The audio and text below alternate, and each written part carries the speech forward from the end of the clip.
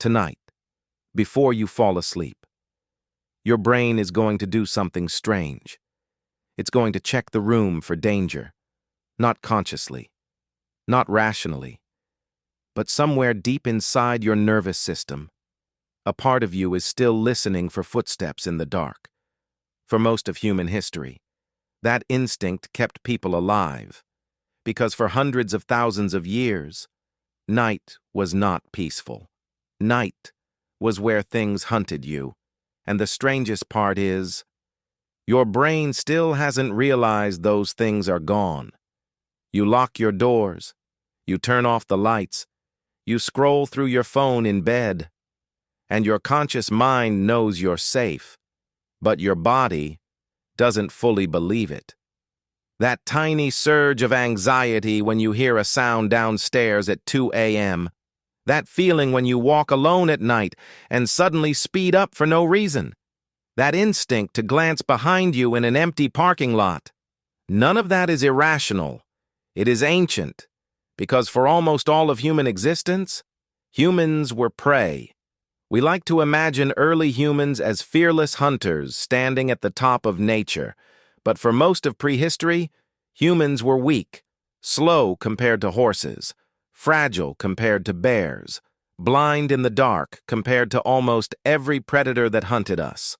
Lions could see better, wolves could smell better, snakes could sense heat, even large birds could detect movement from hundreds of feet away.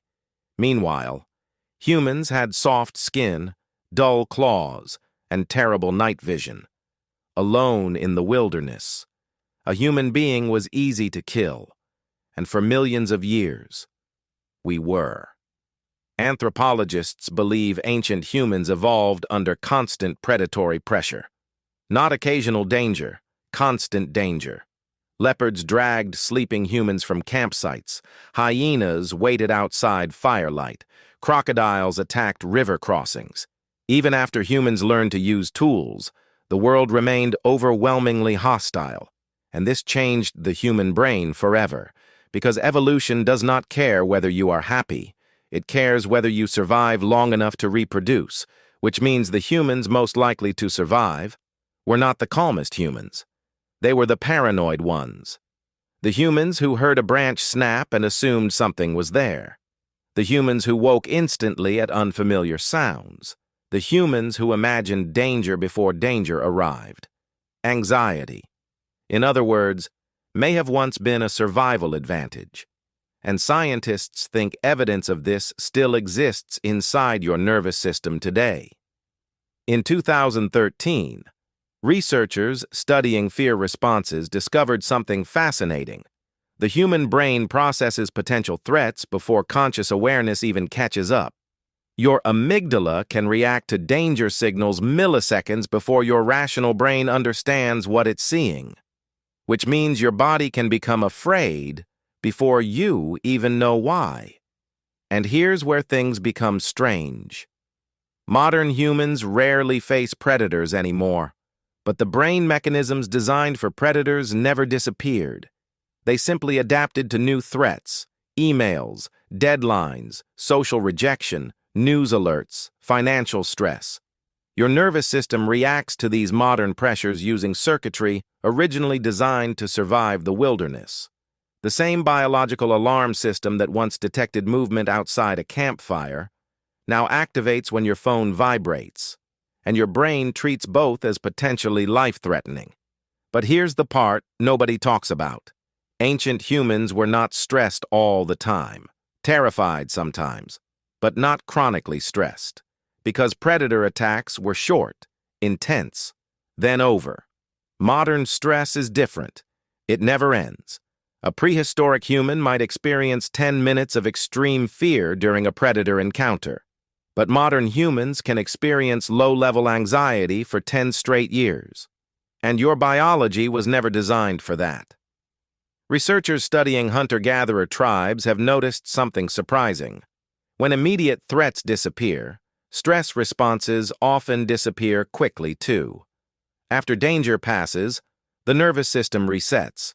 Modern humans rarely reset. Artificial light keeps the brain alert after sunset. Notifications interrupt recovery. Cities surround humans with constant stimulation. Even silence has become rare. Your ancestors spent enormous portions of life listening to wind, insects, fire, and distant animal sounds. Now many humans sleep beside traffic, screens, alarms, and electrical hums that never truly stop. And the brain notices all of it, even when you don't. In fact, neuroscientists believe the human brain constantly scans the environment for possible threats below conscious awareness, always. A sudden noise instantly redirects attention. A face that looks angry captures your eyes faster than a neutral face.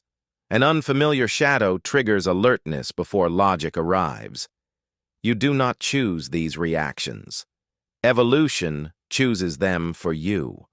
And nowhere is this more visible than at night, because darkness still changes the human brain. Even now, studies show humans become more anxious in low-visibility environments, even when no actual danger exists. People walk faster in darkness.